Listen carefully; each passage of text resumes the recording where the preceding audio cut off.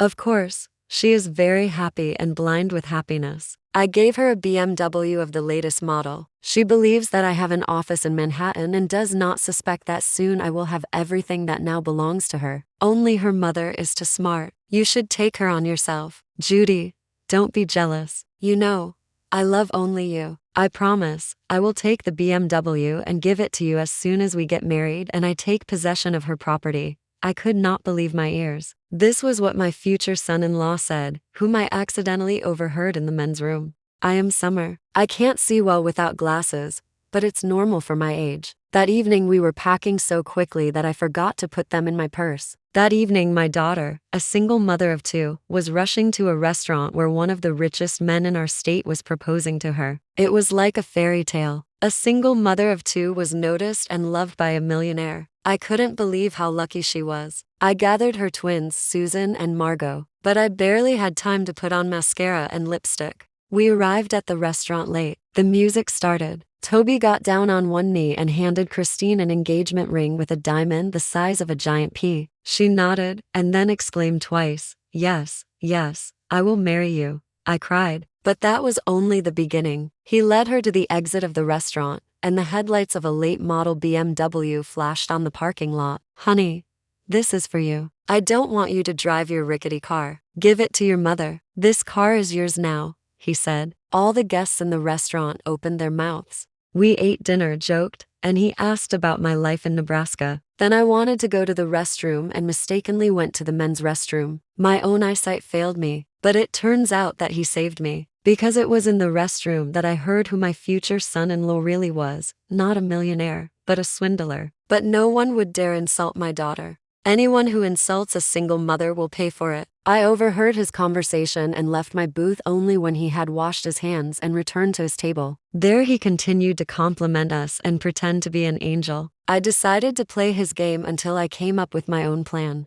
I'm Summer 58, Nebraska raised, New York tempered, and the mother of a woman I'd wrestle a tornado for. I keep my hair silver because it glows like a warning light in a storm, and I keep my voice level because men like Toby mistake calm for weakness. They always do right up until the moment the trapdoor opens. I didn't tell anyone about it, although I was very proud of this stage of my life because Nebraska made me who I am. My father was a farmer, cornfields long as hymns and pens full of hogs that squealed like gossiping neighbors. He had the largest number of pigs in the state, or at least the biggest mouth about it, which in Nebraska counts the same. Folks said our meat ended up in the burgers of the most expensive restaurants. Daddy said that meant we fed the rich their fancy comfort and that I should learn to keep a ledger tighter than a jar lid in winter. He wanted me to inherit his business. But at 18 I fell in love with a boy named Steve who had eyes like summer thunderheads and no sense at all. I followed him to New York. Daddy felt I'd betrayed the family, and pride is a frost that burns worse than fire. He didn't come to the wedding,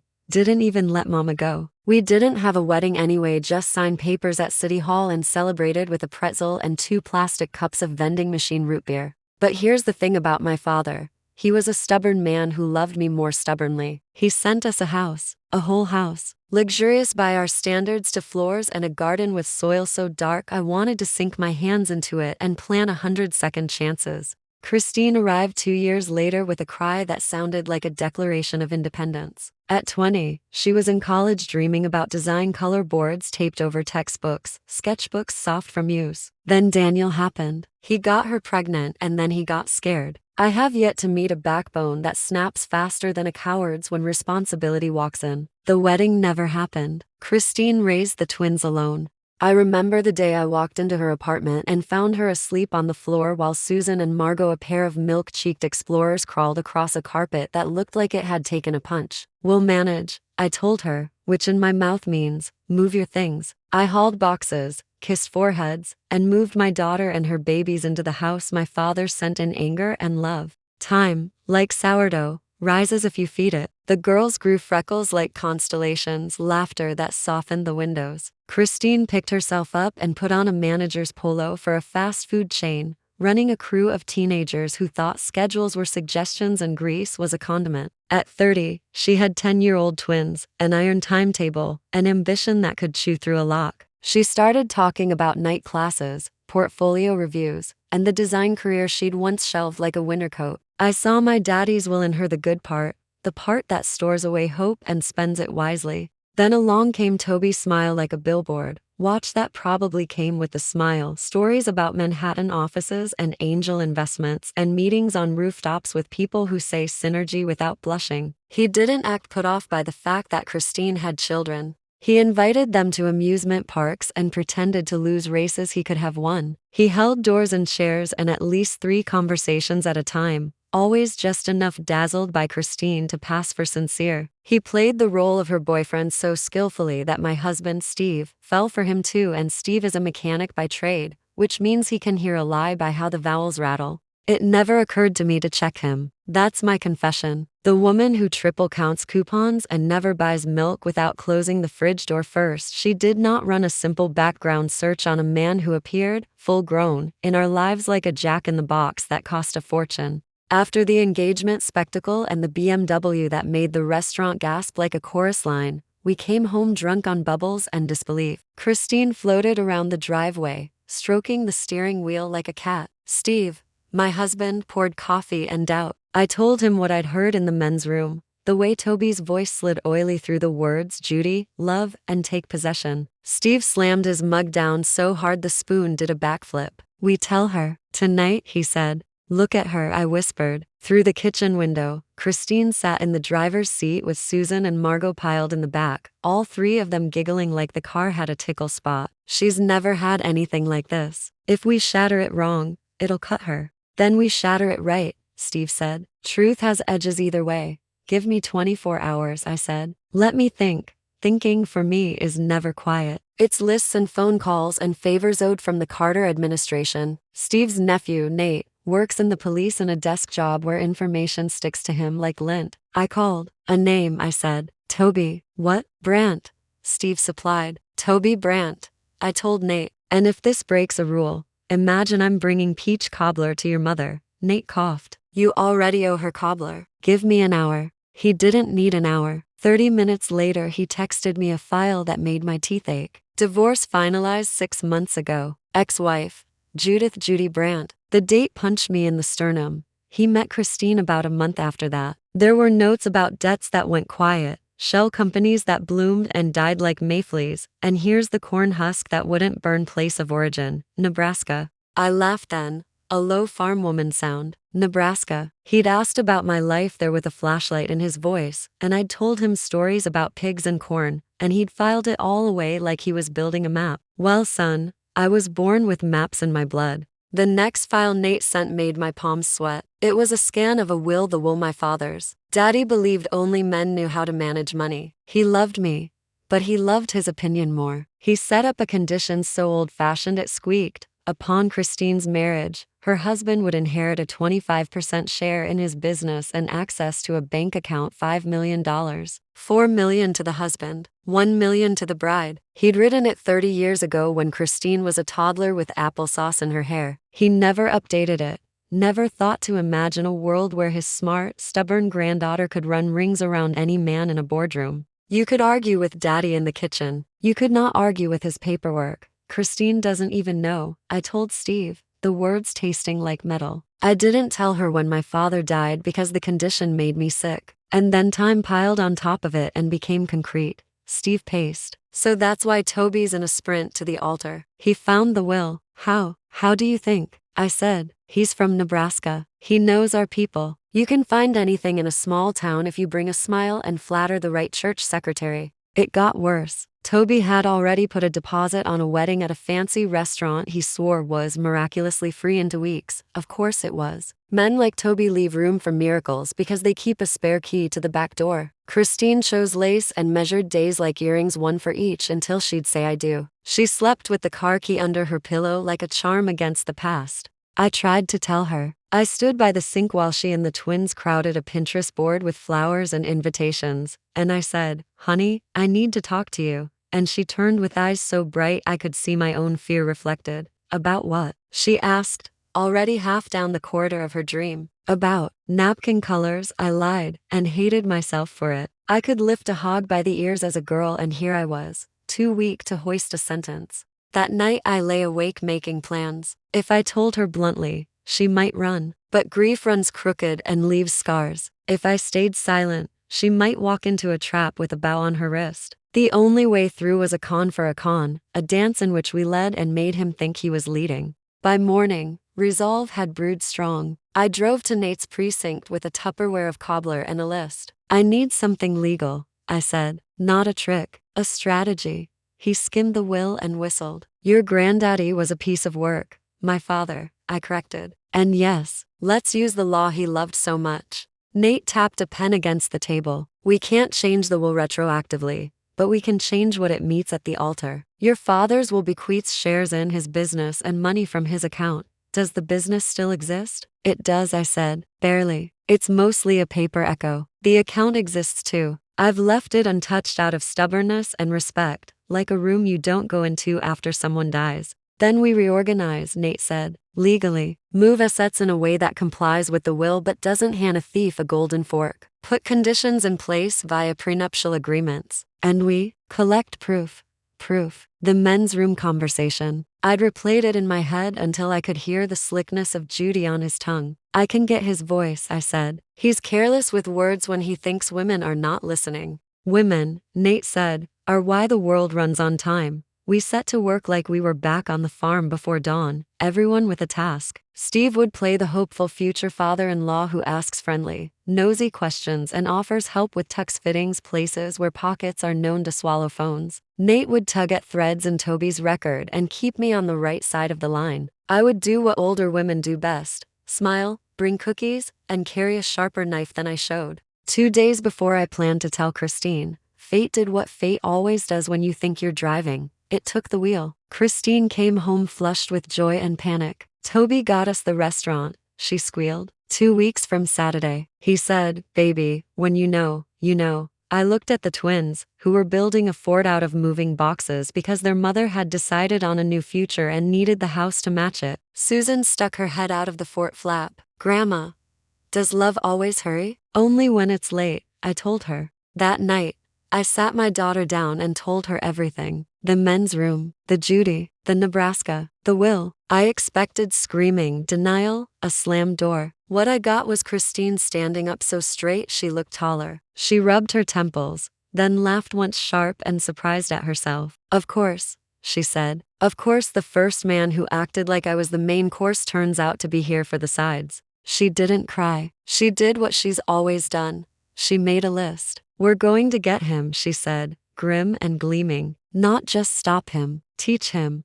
I have a plan, I said. Good, she replied. Because I do too. We braided our plans together over coffee and a plate of cookies the twins kept stealing. Nate added his law-flavored suggestions and promised a quiet presence at the wedding. At the wedding? Christine blinked. Oh, honey, I said. If you think this wedding isn't happening, you're underestimating me. We're going to throw the prettiest party this swindler ever fell into. And when he reaches for the money, he's going to grab a live wire. Also, I added, because justice tastes sweeter with cake, your father and I never had a real wedding. No money, no support, city hall and a pretzel. 40 years later, I think we owe ourselves a dance. Christine stared at me and then her face broke into a grin that turned the kitchen into summer. We double it, she said. My wedding is a con with confetti. Yours is the truth wrapped in lace. We give the twins to bouquets to throw. 3, Susan announced from the fort. 1 for each of us and 1 to bonk Toby. Figuratively, I said. Mostly.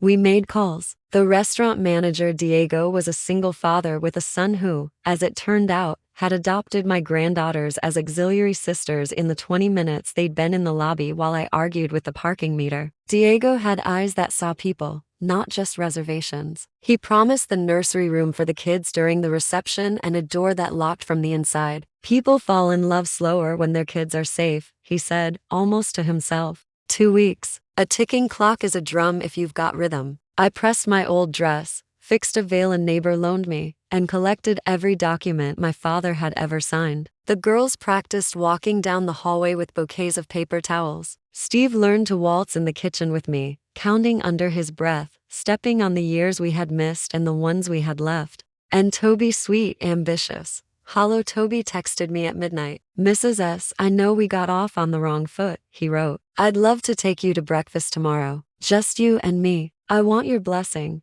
A spider asked to fly to brunch. Of course, I replied. I know a place in Midtown that serves the best lies. He sent a laughing emoji. Men like Toby always think you're laughing with them. At breakfast, Toby held a menu like a prop and called the waitress sweetheart without looking at her face. He told me about his Manhattan office and a pending deal so big we might have to change our last names to accommodate all the zeros. I smiled and asked about Nebraska. He blinked, then smiled back, that frosted glass kind of smile that makes you think there's a party behind it you can't quite get into. Small world, he said. We're practically family already. Family, I repeated, and took out my phone. Let's take a selfie. We leaned in. I had the camera on video. As his arm slid over my shoulder, he murmured, soft as a threat, I'm glad you came alone. My thumb pressed record like a prayer. I asked about Judy, just to hear the syllables in his mouth. He said ex and amicable and still friends, which is a language where every word means its opposite.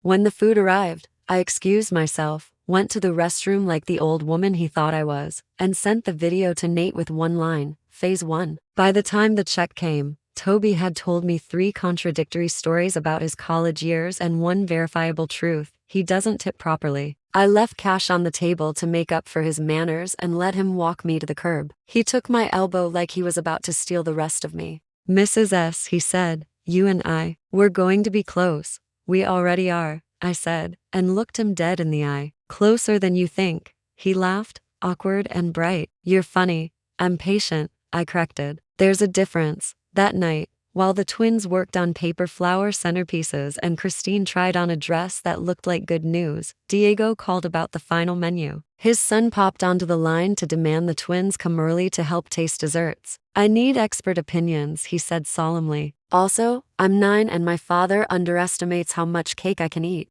Christine and I looked at each other, and I saw it something gentler than rescue, slower than infatuation. Space opening, a door that wouldn't slam. Love that asks, not tells. 2 weeks, 2 weddings. One thief who thought he'd found a shortcut through a family and ended up lost in a maze built by women who refused to be small. I went to bed with my checklist under my pillow and the sound of my father's voice in my head, that old stubborn love men know how to handle money echoing. Do they? I whispered into the dark. Because tomorrow, Daddy, your granddaughter and I are going to handle it just fine. And at the very end of my list circled twice, underlined I'd written the last step in our plan, the one that would make Toby's smile finally tell the truth. Confession.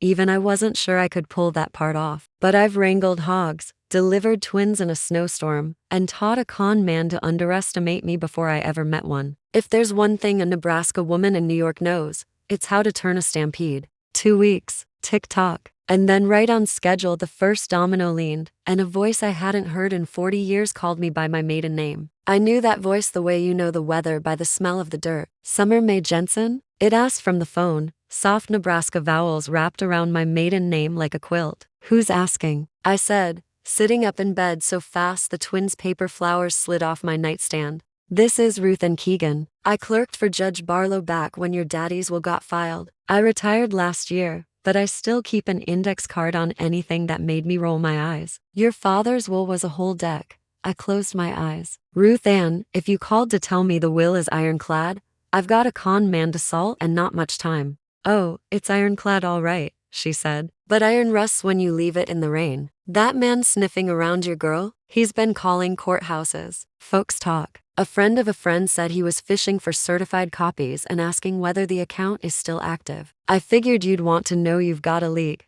Thank you, I said, and meant it clear down to my bones. You ever need a good peach cobbler recipe? I've got your mama's, she said, and hung up. Leak. The word made me think of boats and how you don't bail with your hands when there's a better tool nearby. I texted Nate.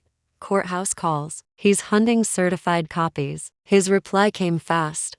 Got IT. Will monitor requests. Also, primer on prenups attached. I stared at the PDF for a second, legally stressed like a scarecrow, then called a lawyer who'd once fixed a boundary dispute for us with a handshake and 3 paragraphs. Her name was Darlene. She'd worn cowboy boots to my husband's friend's funeral and read the eulogy without crying. I need a prenup that looks generous and says nothing, I told her. I need it to say 4 million in giant letters without letting him near a penny. Darlene chuckled. So you want a piata you can't break? I want a piata that spits tax forms. She emailed a draft by noon that did cartwheels around community property. It granted management oversight to any husband while assigning all distributable cash flows to a separate trust controlled by Christine, and this part I underlined twice: her designated successor in the event of marital dissolution or malfeasance. Malfeasance? I said aloud, tasting the syllables like fudge. Christine read it with her mouth tilted, designer brain picking at the fonts. We can make the headings prettier, she said, then sobered. If he refuses,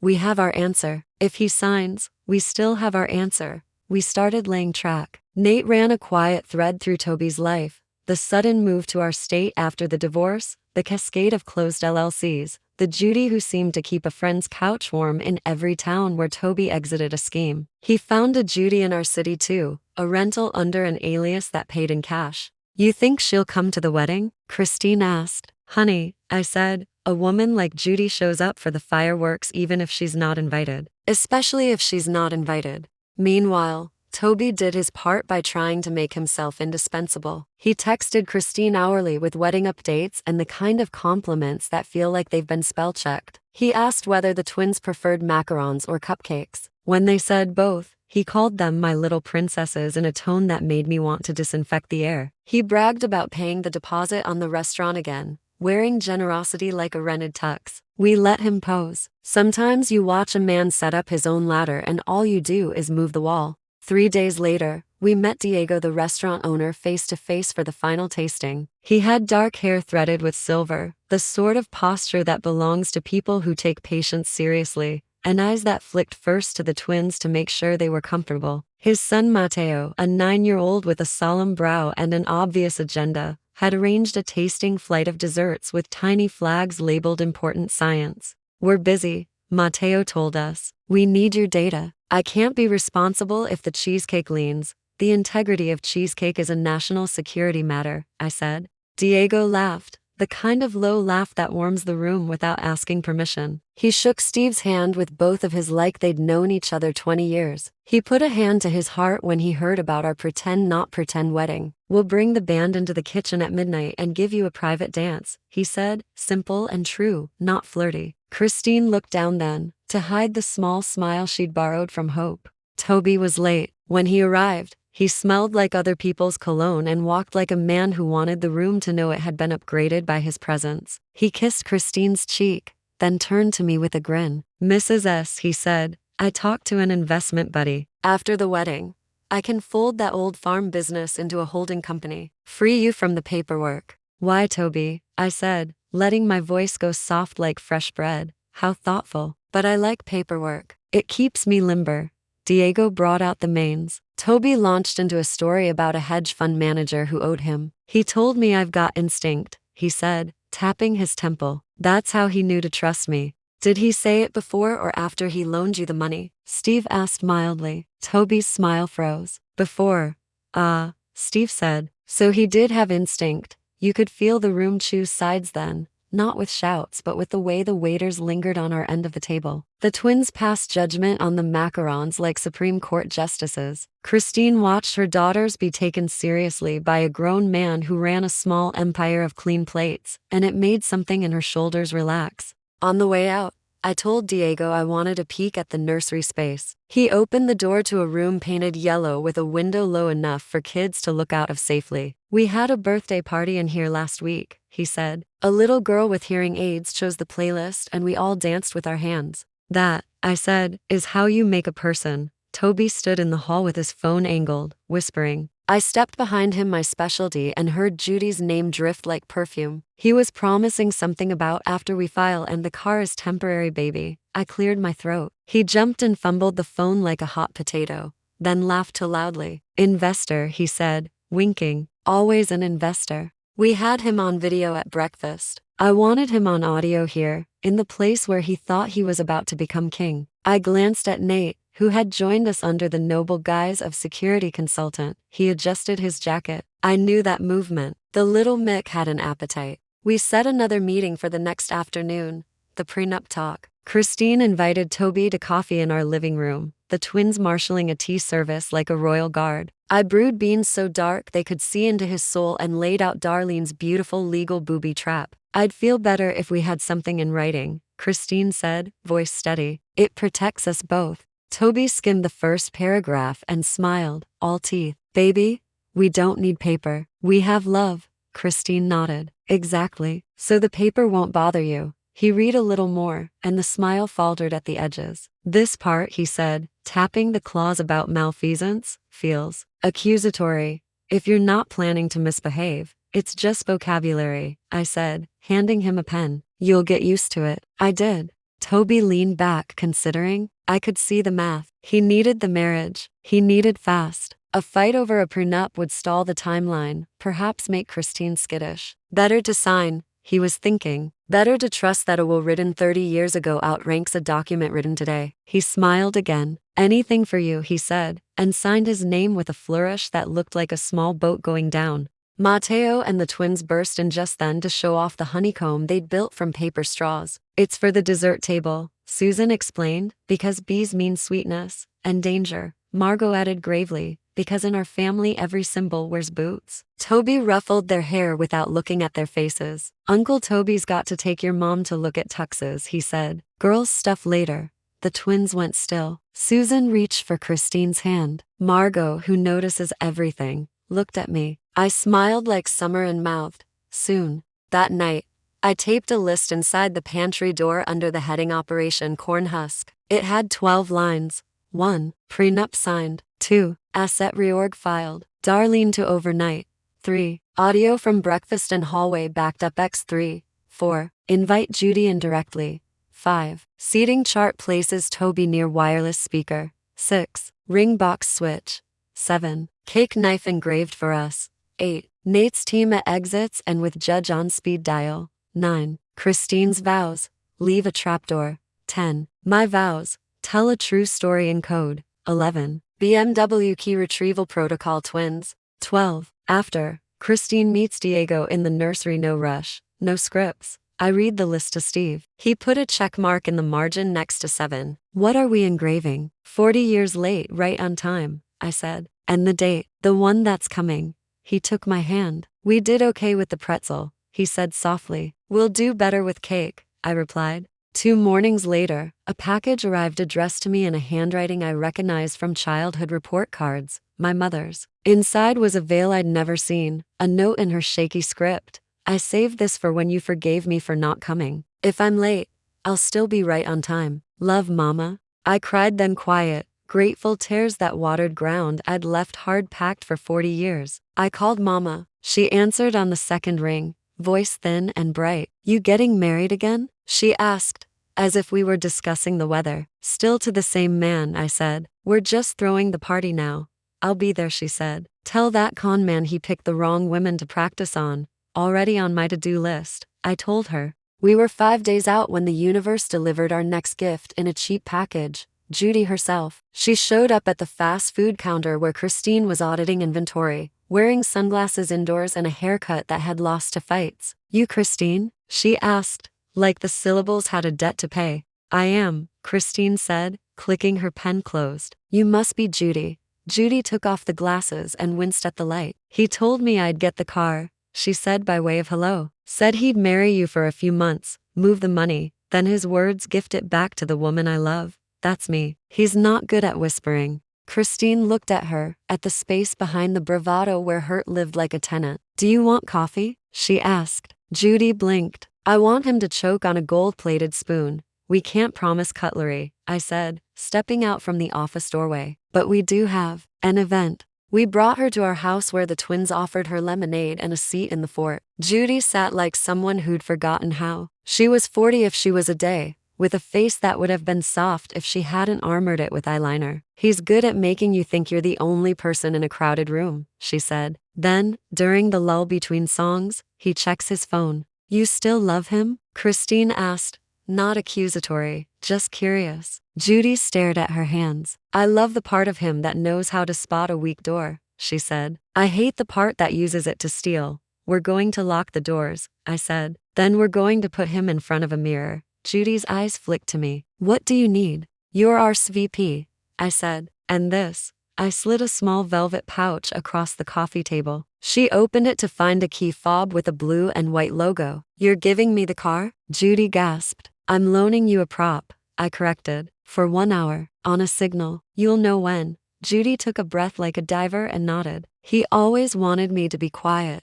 I can be loud." We rehearsed the scene with the precision of a marching band. Nate's team practiced the audio switch till I could trigger it with the lift of a champagne glass. The twins practiced their bouquet throws and the accidental tripping technique I'd taught them, effective on playground bullies and, with minor adjustments, grown ones. Darlene filed the reorganization documents with stamps that clicked like handcuffs. Diego finalized menus and promised a corner table in the nursery where real conversations can be had at a 9-year-old pace. On the eve of the wedding, I stood in front of our bedroom mirror wearing my mother's veil. Steve came in behind me and rested his chin on my shoulder. "You ready?" he asked. "I've been ready since I was 18, I said. "I just had to live 40 years to earn it." Down the hall, Christine was practicing her vows in the twins' room, stumbling only when she came to the line we'd written together. "I love you. But I love my daughters and myself first, and anyone who loves me will love that truth too." She'd deliver it to Toby, and then later to whoever would deserve it.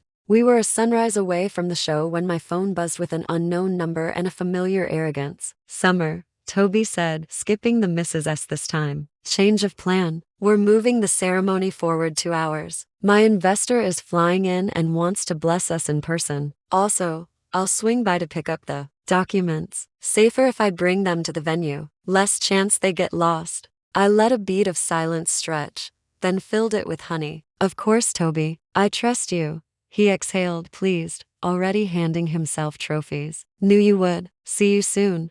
I hung up and looked at the pantry list. We'd planned each step to the minute. Now the minute had moved. "It's fine," I told the mirror, adjusting the veil. "He thinks changing the time means changing the outcome. He's never met a woman who can bake a cake and spring a trap while the oven's on." I called the team. We slid everything forward the way a good kitchen does when the busboy drops a tray. Clean, fast, steady hands. Diego switched staff. Nate shifted patrol cars. Darlene texted a thumbs up and an emoji I chose to interpret as lawful mischief. Then I heard tires on the gravel and a knock at the door. I opened it to find Toby on the porch, smile extra bleached, bouquet in hand like a weapon disguised. "For the 2 most important women in my life," he said, thrusting the flowers at me. "You and Christine." I took the bouquet, inhaled the scent of lilies and ulterior motives, and smiled like a woman with nothing left to learn. "Come in, Toby," I said. "Let's get you everything you came for." And from the kitchen, as if the house itself were in on it, the timer dinged.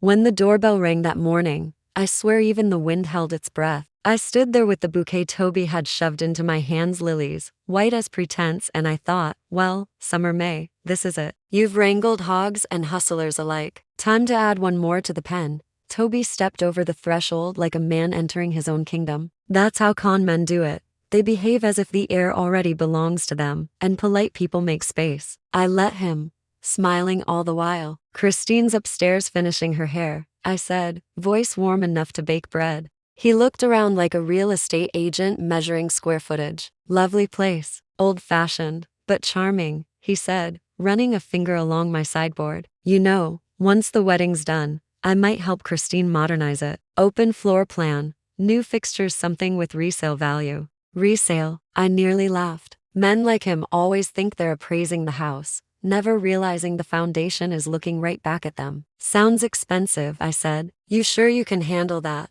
What with the Manhattan office and all?" He gave me that thin smile, the one that doesn't quite touch his eyes. "Money isn't a problem when you have vision, Mrs. S." "I agree," I said, and handed him a folder, the copy of the prenup, along with a few papers he assumed were bank documents. In truth, half of it was gibberish and the other half was signed by Darlene, notarized in every legal way but binding only in the imagination. He took it with both hands, almost reverently. "Perfect," he said. "Christine doesn't need to worry about a thing today. I'll bring these to the venue and have my investor look them over, just formalities, you understand." "Oh, I understand," I said. "I understand men and their formalities." He winked, like we shared a secret. "That's why I like you, Summer. You get it."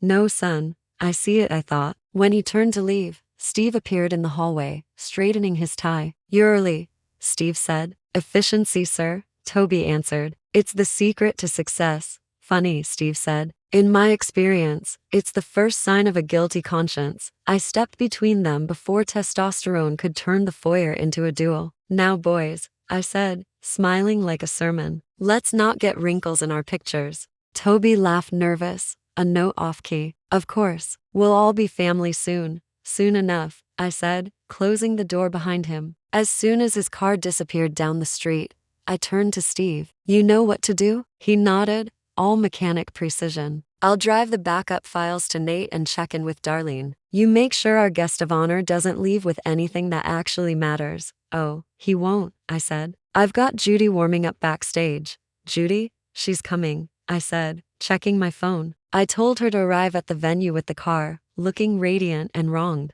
Steve chuckled. Summer, you've got a mean streak. Only on Wednesdays and wedding days, I said. Now get moving. The next few hours moved like syrup, slow, sticky, deceptive. Christine came down the stairs in her dress, soft lace cascading like the last snowfall of spring. The twins gasped, then immediately started arguing over who'd hold the train. Mom, you look like the fairy from that movie, Margot said. Which one? The one who kills the bad guy, Susan added. That's my kind of fairy, I said. Christine smiled at us all. I'm ready. She wasn't nervous anymore. That was what struck me most. There was steel beneath her calm, a quiet resolve. I recognized the same look my mother wore when she left my father's farm for good, suitcase in one hand, dignity in the other. Don't forget this, I said, pinning the tiny microphone just beneath her bouquet. Our insurance policy. She nodded. Let him talk. The ride to the restaurant was a blur of hairpins and whispered battle plans. Diego's place gleamed like a dream when we arrived. Fairy lights, floral arches, and the faint hum of music floating from inside.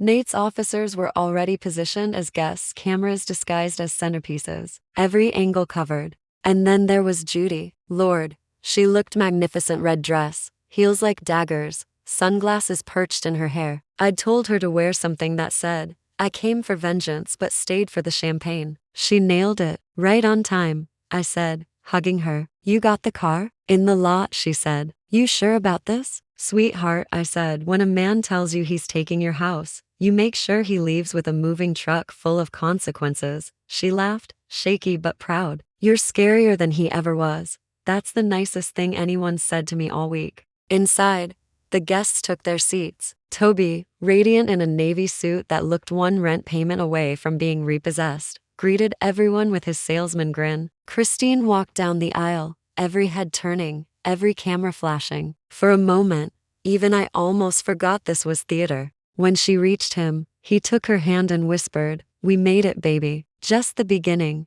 She smiled sweetly. I know. The beginning of the end. The ceremony began. The officiant, an old friend of Diego's with a voice like buttered gravel, started his speech. I could see Nate's subtle hand signal from the back. The recording devices were live. Halfway through, Christine delivered her vows, just as we rehearsed. I love you, Toby, because you showed me how to dream again. But dreams only live when they're shared honestly. So today, I promise to be honest even when it hurts. A pause. The audience sighed how poetic they thought. Then she added softly but clearly, and I hope you'll be honest too, because the truth always finds a microphone. The hidden speakers clicked on. From nowhere or everywhere, Toby's own voice filled the hall. Of course, she is very happy and blind with happiness. She believes that I have an office in Manhattan and does not suspect that soon I will have everything that now belongs to her. Only her mother is too smart. You should take her on yourself. Judy, don't be jealous. You know I love only you.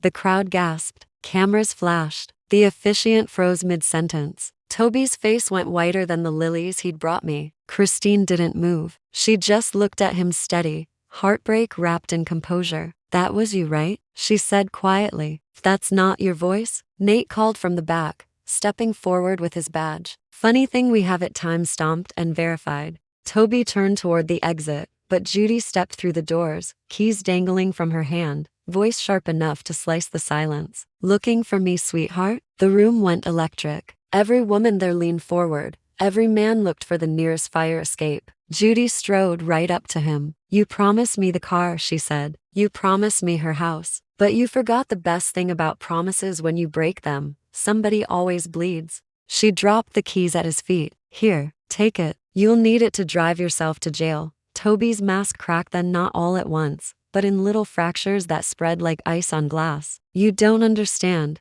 he started, hands raised. This was all a misunderstanding, son, I said, stepping forward, veil glittering in the light. The only misunderstanding here is that you thought we'd play by your rules. At that moment, Steve and Diego appeared on either side of him, flanking him like bookends. Nate read him his rights as the twins cheered quietly behind the cake table. When Toby realized the walls had closed, his bravado finally deflated. You can't prove I took anything, he shouted. You're right, I said, because you didn't. You tried. And now, thanks to that prenup you were so eager to sign, every penny you were after is in a trust that funds scholarships for single mothers. Christine's name's on it, not yours, he sputtered, mouth opening and closing like a fish on dry land. You tricked me. I smiled, sharp and sweet. Darling, I educated you. The guests erupted into whispers. Christine stood motionless, tears on her cheeks, but she wasn't crying, she was releasing. Relief, anger, gratitude, all of it flowed out like she'd been holding her breath for years. When Nate's team led Toby out,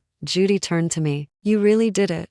We did it, I said. Now let's have cake. The band struck up a tune as if nothing had happened. Diego, ever the professional, announced, and now, while we wait for the bride's mother and father to renew their vows, let's toast to new beginnings. Everyone laughed, half in shock, half in awe. I took Steve's arm and stepped into the center of the floor. For 40 years we hadn't had this moment, and by God, we were going to have it now in the very hall where a fraud had fallen. Dearly beloved, the officiant began again, smiling through the chaos. We gather here to celebrate a love that's already stood the test of time. And as the music swelled, I looked over at Christine standing tall, her daughters beside her, Diego watching her from the edge of the crowd, and I thought, this is what survival looks like. It's not revenge, it's reclamation. But I wasn't done yet, not quite. Because one thing about men like Toby, they always keep a backup plan. And as I was about to learn, so did I. The moment Toby was let out in handcuffs, half the guests didn't know whether to clap or cross themselves. The other half just stared at Christine, as if she might burst into tears or flames, whichever came first. She didn't do either. She lifted her chin, brushed a tear from her cheek with her fingertip, and said, let's dance.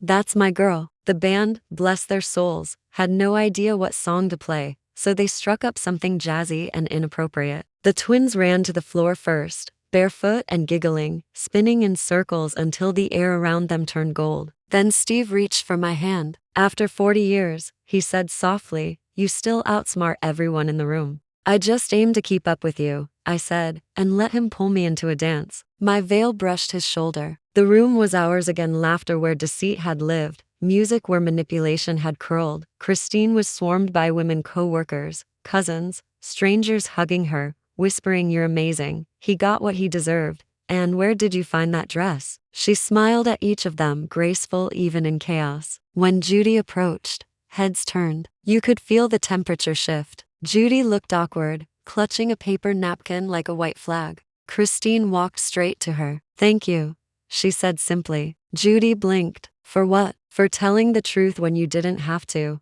I wasn't brave, Judy muttered. I was just tired. Christine smiled, warm and wise beyond her years. Sometimes tired women change the world, and just like that, the two of them, the current and former misses, almost hugged like soldiers after a battle they hadn't wanted but refused to lose. I swear, if there's one thing a con man never counts on, it's the sisterhood of the scammed. When the music paused and the laughter ebbed into conversation, Diego dimmed the lights and tapped a spoon against a glass. Friends, he said, I believe there's another couple we're meant to celebrate tonight. The crowd turned to us. Steve blushed like he was 17 again. Do we have to? He whispered. Yes, I said, and you better not trip this time, or I'm telling your mother. He grinned, and we walked to the center. Christine wiped her eyes and raised her champagne flute. To my parents, she said, her voice steady but full of heart, who proved that love isn't about how it starts, it's about who's still holding your hand when the music changes. Someone whistled. The room applauded. And just like that,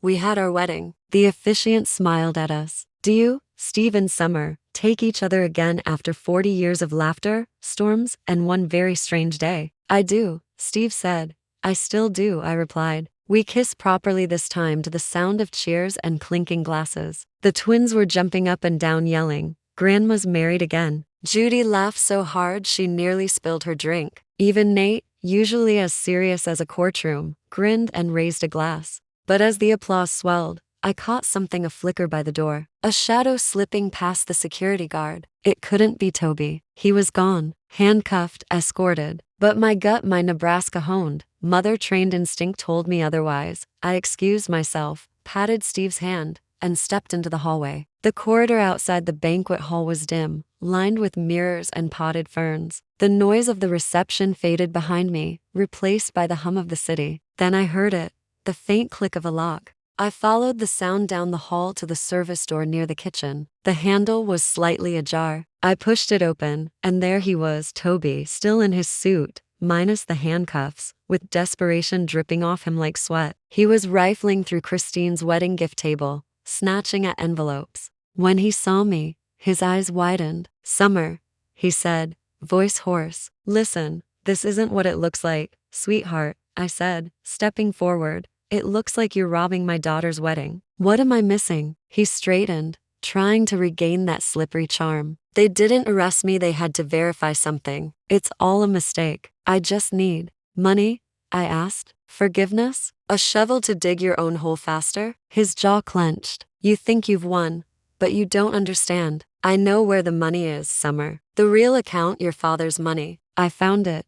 Now, that caught my attention. I tilted my head. "Go on," he grinned, that manic flash returning. "You moved the assets, but the original account still exists. Under Jensen Farm Holdings, 5 million untouched. You can't hide that forever, and you'll help me get it." I laughed, actually laughed, loud enough to echo. "You broke into a wedding to threaten a farmer's daughter with a story about money she already owns. Toby, you really do underestimate women." "I'm not threatening," he hissed. "I'm offering. Split it with me. Half. You say yes. I walk out, and nobody gets hurt." "Son," I said, "you can't split what's already been spent." He blinked. "Spent? Oh yes," I said. "Every penny. Do you know what $5 million in scholarship endowments looks like? It looks like single mothers graduating with degrees. It looks like their daughters learning they never have to marry a Toby to survive." He froze. Me," I said. "I did it last week." His face twisted. "You think you're clever,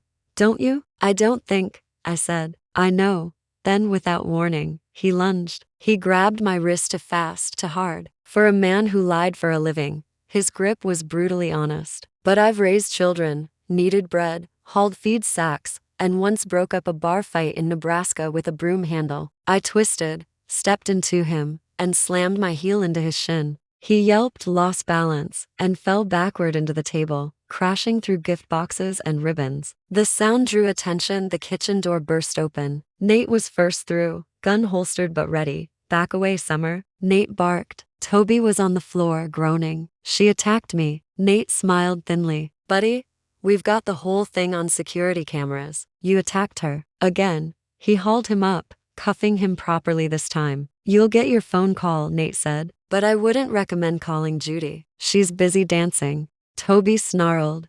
"You think this is over?" "Oh, Toby," I said, brushing confetti off my sleeve. "For you, it's just beginning. For us, it's a lovely night." By the time I got back to the hall, the guests were on dessert. The twins had eaten their weight in frosting. Christine met me halfway, eyes wide. "Mom, are you okay?" "I'm fine," I said. "Your ex-fiancé tried to add burglary to his or some. Nate's giving him a ride." Christine covered her face and then burst out laughing, not bitter, but free. "Only you could get arrested twice in one day and still show up for cake. That's why I always wear flats," I said, winking. "Easier to chase trouble." Diego approached then, carrying 2 glasses of champagne. "You need this," he said. "Doctor's orders." Christine took one. I took the other. His hand brushed hers, and she blushed. Just a little. He smiled at her, not like Toby's practiced charm, but like someone who saw her as she was, strong, scarred, beautiful anyway. I leaned toward him. "You're a brave man, Diego," I said. "My daughter doesn't date lightly."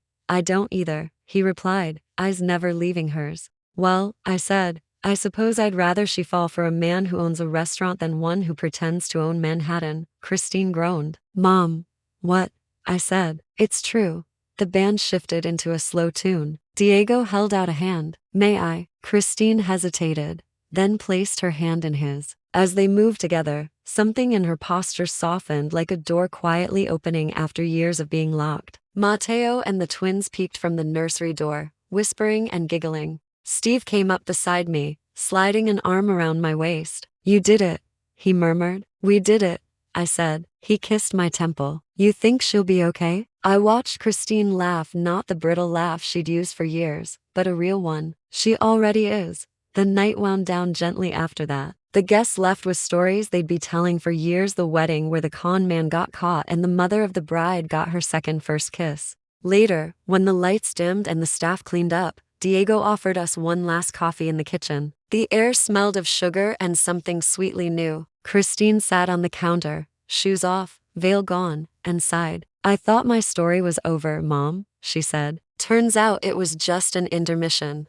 That's the secret, honey, I said. Life always saves its best act for when you think the curtain's fallen. She smiled. You really think I can trust again? I looked at Diego wiping his hands, pretending not to listen. If you can forgive, you can trust. Just make sure next time you pick a man who looks good holding a mop instead of a mirror. She laughed, and it was the kind of laugh that puts an end to winter. As we left the restaurant, Steve tucked my arm through his. So, he said, are you done playing detective for a while? I looked up at the moon, bright and nosy. Maybe, unless trouble finds another single mother in need of a partner in crime. He chuckled. Summer Mae Simmons, you never do retire quietly. Wouldn't know how, I said. Quiet's for the people who lost the plot. And just then, my phone buzzed a message from an unknown number. You haven't heard the last of me. I smiled, slow and dangerous. Oh honey, I whispered to the night. You're right, the last of you hasn't even started yet. You'd think after a day like that, the universe would grant me a week of peace. But peace and I have an old feud. We've never been able to sit in the same room without one of us fidgeting. It was 2 days after the wedding when the trouble came knocking again, though this time it wore an envelope instead of a tux. A thick cream-colored one, with no return address and my name written in an elegant hand that smelled of trouble. Steve handed it to me over breakfast. Fan mail? He asked. If it is, I said, they've got expensive taste in stationery. I slid it open with a butter knife, my multi-tool of choice, and out slid a single sheet of paper. Typed, precise, anonymous. You think you won, Mrs. Simmons. But Toby wasn't working alone. There's more money than you know and someone closer than you think wants it. No signature. Just that. I read it twice, then folded it neatly and tucked it under my coffee cup. Well, I said, sipping. Seems we've been renewed for another season. Steve groaned. Summer.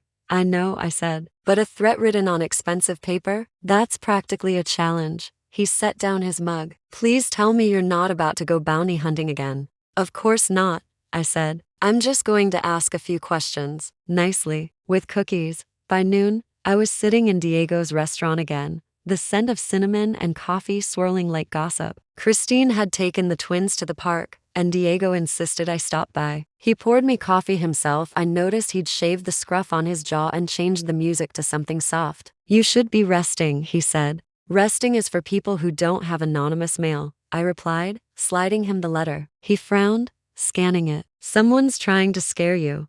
They'll have to get in line, I said. He folded the note and handed it back. Do you think Toby has friends? Oh, he's got friends, I said. The kind you can only count while looking over your shoulder. Question is which one of them can write in cursive. Just then, his son Mateo came running from the back. Grandma Summer. He said he'd decided I was an honorary grandmother now. There's a man outside asking for Mom, I mean Christine. Diego and I exchanged a look. We stepped outside to find a man leaning against a silver car. Late 40s, crisp suit, sunglasses that said finance and a smirk that said regret nothing. Can I help you? I asked. He smiled too wide. You must be Mrs. Simmons. I'm Grant Harlow, business partner of Toby Brandt.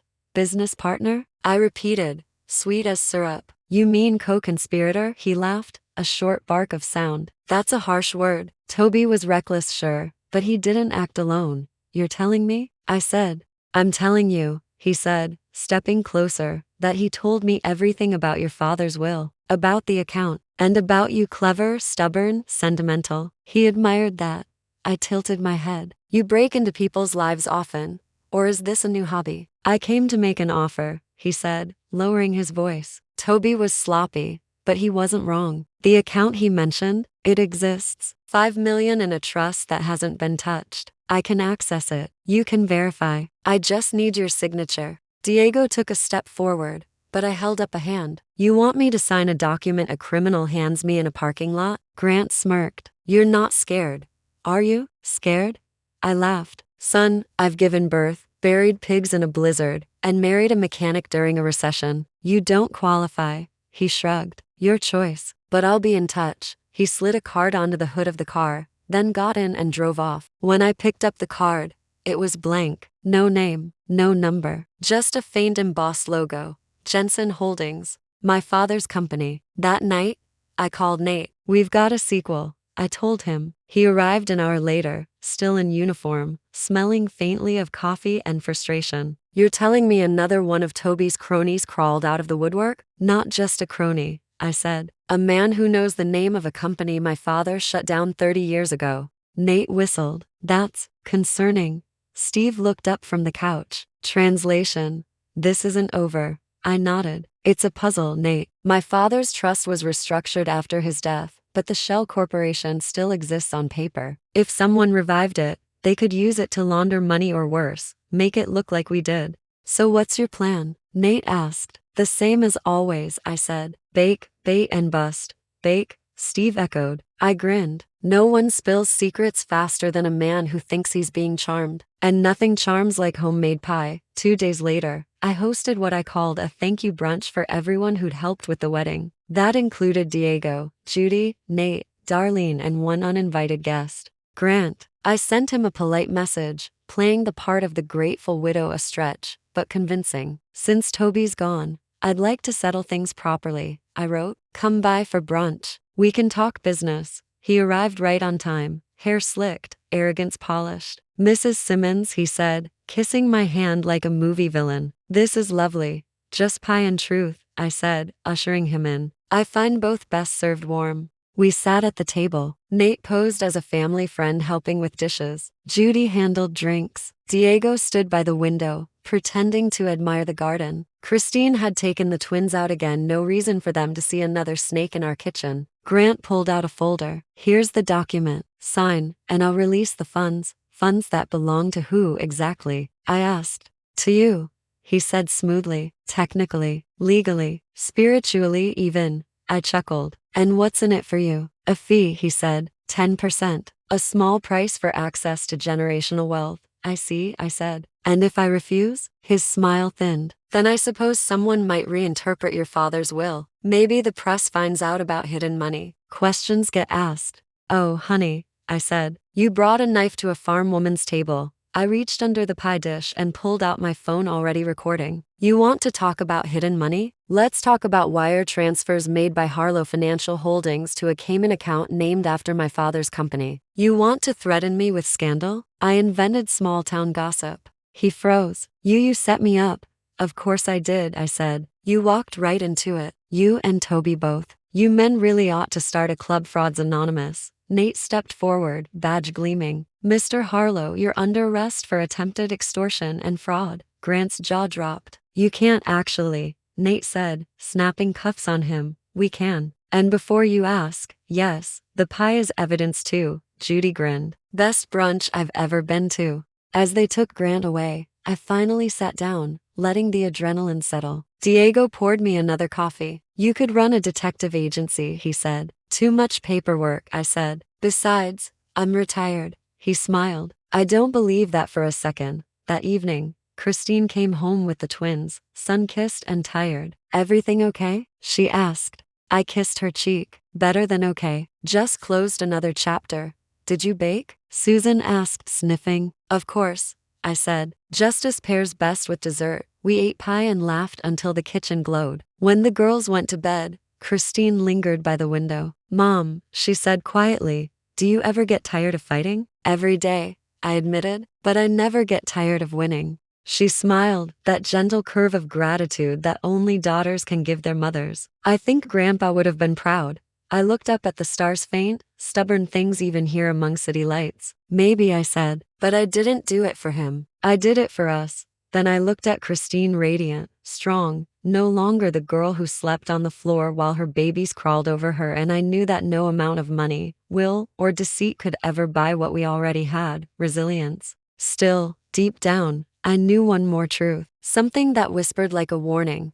People like Grant and Toby always leave traces. And sometimes those traces lead to something bigger. And just before I blew out the kitchen candle, my phone buzzed again. This time it wasn't a message. It was a picture. A photo of me taken from across the street with one line below it: "You've made powerful enemies, Summer. We'll be seeing you soon." I stared at it for a long moment, then poured myself another cup of coffee. "Fine," I muttered. "Let them come. I bake on Thursdays.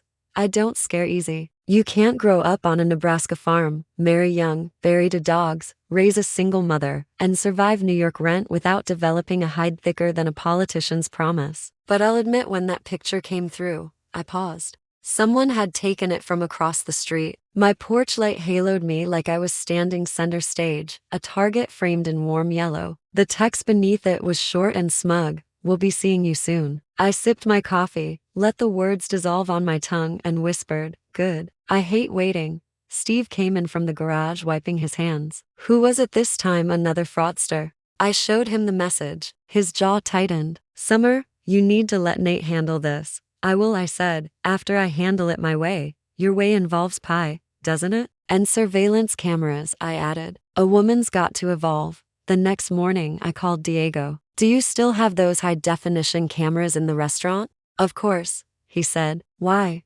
"Because we're about to host another party." "Another wedding?" he teased. "More like an ambush with hors d'oeuvres," I replied. He didn't ask questions, bless him. He just said, "I'll make sure the lighting flatters justice." By lunchtime, I had Nate at the table, Judy on the phone, and Christine glaring at me like she was the mother and I was the child about to jump off the roof. "Mom," she said, "you don't even know who this person is." "That's why I'm inviting them to introduce themselves," I said. "Face to face. Nothing disarms a threat faster than daylight and fresh pastries." Steve sighed. "You're going to get yourself killed trying to outsmart half the state. If they manage that," I said, "then they've earned their pie." By evening, my plan was stitched together tighter than my old wedding dress. We set the meeting for Friday afternoon at Diego's restaurant under the guise of signing donation papers for the scholarship fund. I posted a simple message on a local forum frequented by corporate vultures. Public announcement: Mrs. Summer Simmons will be finalizing the Jensen Trust distribution this Friday at p.m. Interested stakeholders welcome. Transparency is best policy. That's the thing about predators, they can't resist an easy meal. Friday came. I wore my favorite red blazer power color, Nebraska corn hue, pearls, and the kind of smile that made even Nate look nervous. The restaurant buzzed quietly, waiters pretending to polish glasses, cameras tucked in corners like polite witnesses. At 2:03, the door opened. A woman walked in, tall, severe, early 60s, wearing a charcoal suit and a perfume that could bankrupt a small town. She removed her sunglasses and scanned the room with the precision of someone used to command. "Mrs. Simmons," she said, "I'm Evelyn Harlow."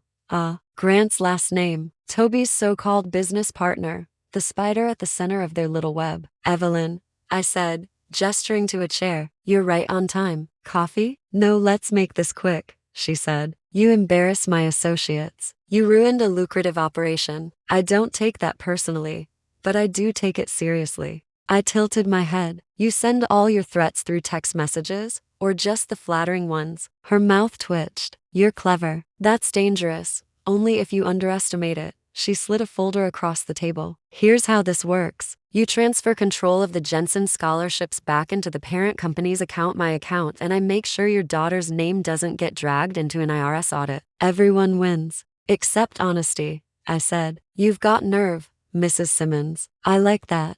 She leaned closer. "But don't confuse nerve with immunity. You've made enemies with money." "That's never wise.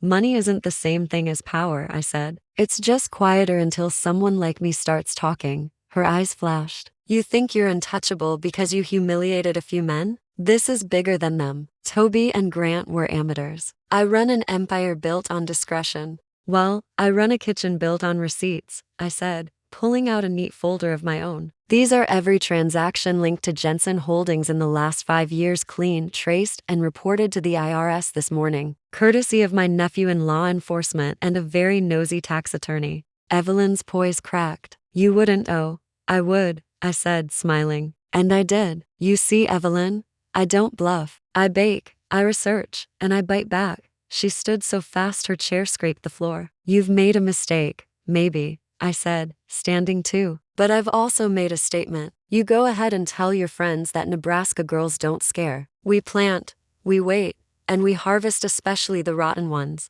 That's when Nate stepped out from the kitchen, badge in hand. Evelyn Harlow, you're under investigation for fraud, tax evasion, and conspiracy to defraud the estate of John Jensen. You have the right to remain silent, though I doubt you use it. For a moment, I thought she'd try to run. But then she just straightened her jacket, sighed, and said, Impressive, Mrs. Simmons. You'd have made a good criminal. I grinned. Oh, I am one. I just commit my crimes in broad daylight and call them justice. The aftermath was a blur of paperwork, handcuffs, and laughter. Christine hugged me so hard I thought she'd cracked a rib. Mom, she said, you are terrifying. Good, I said. It's about time someone used fear for something decent. Even Judy, ever the cynic, was misty-eyed. If you ever open a school for women scorned, I'll teach self-defense. You're hired, I said. Diego, bless his heart, looked around the room full of reporters and officers and muttered, Next time, just rent a meeting hall. Next time? I said, Darling, this is the meeting hall. Justice loves good lighting. A week later, quiet finally returned. No more letters, no more shadows, just family, laughter, and the hum of normal life, a sound I'd missed. Christine began seeing Diego properly, one slow evening at a time. The twins adored Mateo, and the nursery behind the restaurant became their kingdom. I'd catch Diego looking at Christine like she was something rare and steady, and for once, she believed it. One night, as we all sat on the porch watching fireflies, Steve handed me a mug of cocoa and said, So, what's next, Sherlock? I laughed. Next, I'm writing a book. You? Why not? I said. Every woman over 50 ought to write one. Title's already picked. Never underestimate a mother with a motive. Christine chuckled. It'll sell. Oh, I know, I said. Women will buy it for revenge tips. Men will buy it out of fear. The twins ran barefoot in the yard, catching bugs and dreams. The sky deepened into that blue that only belongs to summer nights, and for once, I let myself breathe without scanning the shadows. Mom, Christine said softly, do you ever regret leaving Nebraska? I looked at her, then out at the horizon, the city lights flickering like stars that refused to fade. No, I said. Nebraska never left me. It's in every fight I pick and every promise I keep. It taught me the only crop worth tending is dignity, and I've had one hell of a harvest. Steve took my hand. And you finally got your wedding. I smiled. And then some. Later, when the house was quiet, I checked my phone one last time. No threats. No new messages. Just a photo Christine had sent. Her, Diego, and the kids baking in the restaurant kitchen. Flour everywhere. Joy in every corner. For the first time in years, I whispered a prayer not for safety, but for stillness. Then I added, almost out of habit, and if trouble's listening, let it knock polite this time, because I knew somewhere out there another con, another liar, another self-proclaimed clever man would eventually cross my path. And when he did, I'd be ready. After all, I'm Summer Mae Simmons, daughter of a farmer, mother of a fighter, and patron saint of poetic justice. And I never lose sleep over snakes. I just learn how to dance before they strike.